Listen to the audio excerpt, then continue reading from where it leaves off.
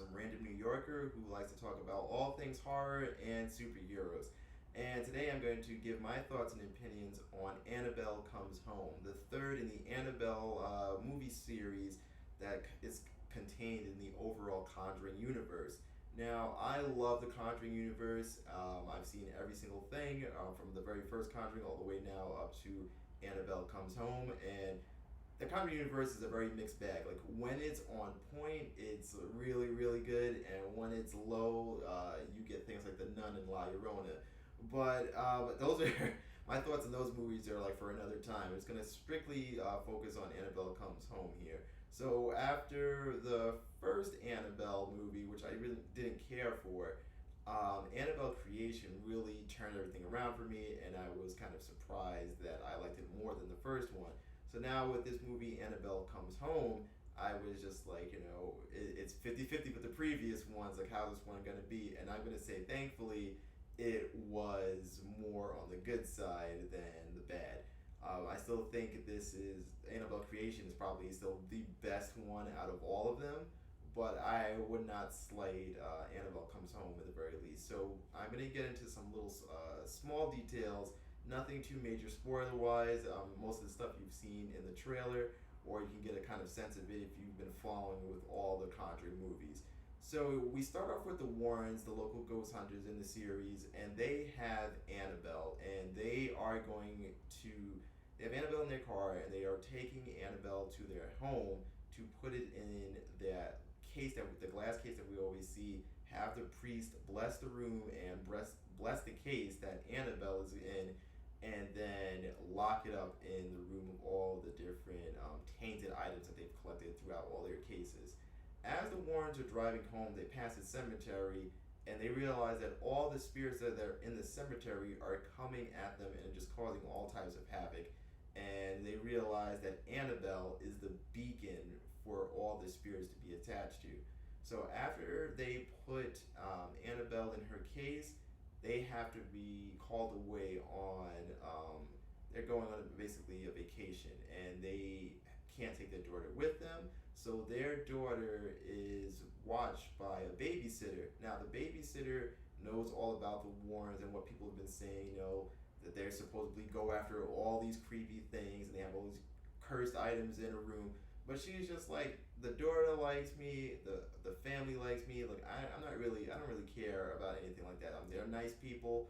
They've never done any wrong by me, so I'm just here to do my job. So as you've seen in the trailer, there's that friend of the babysitter, the one who touches everything in the room.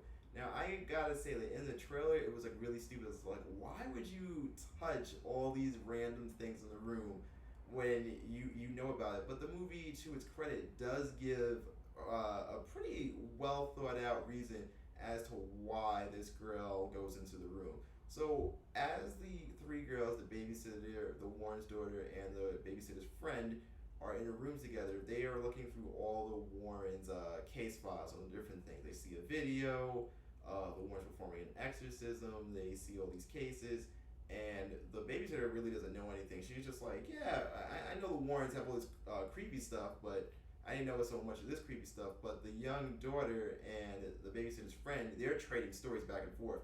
And the friend, she is obsessed with the Warrens. Like, she knows so much stuff. She even knows a few things that the daughter doesn't know. Like, there's one part where the daughter's like, wait, how did you know this? She's like, wait, you don't know anything about this? So as they're going about this and they're showing this girl's obsession, we find out, which I won't tell here, of why she goes into the room to kind of touch everything.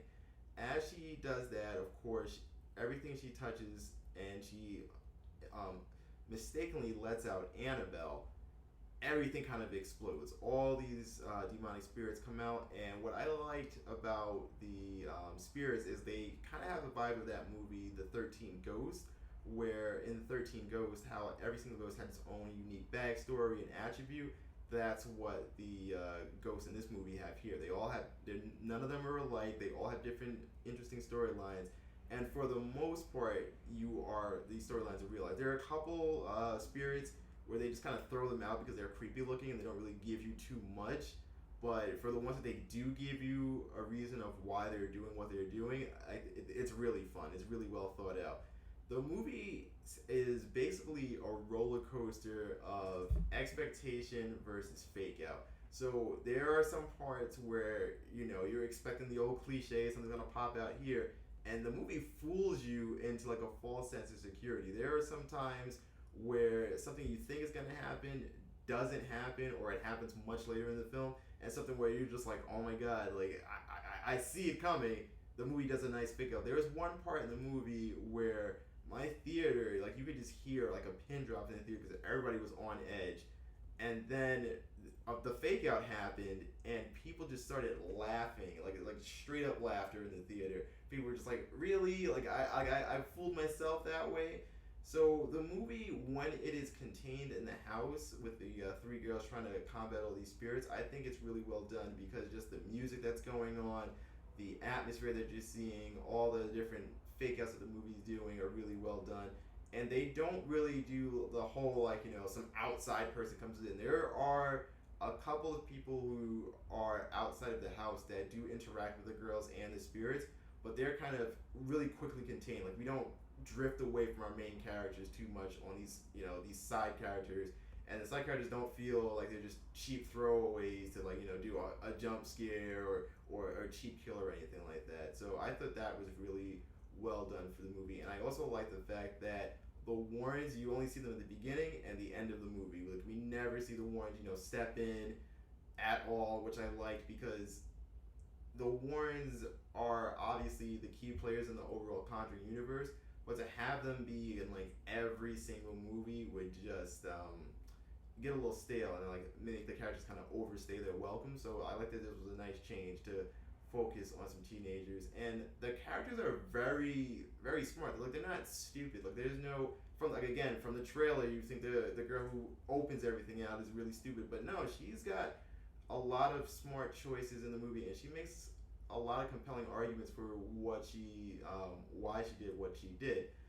The only thing that I felt that was kind of a detriment to the film is that there are parts where the humor and the horror kind of keep switching out, and sometimes you're just like, pick your poison. Are you gonna be fully horror and just pepper some humor in there, or are you gonna go fully humor and like the horror is now your comedy? And there is one effect out of all the spirits they show. Now, I'm pretty sure that some of the spirits were CGI, but they're blended into the atmosphere so well that you don't really notice it.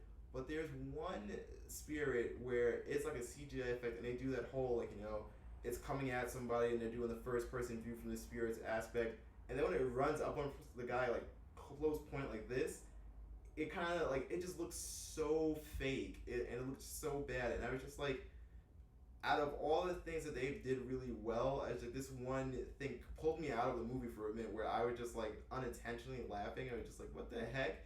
What is this?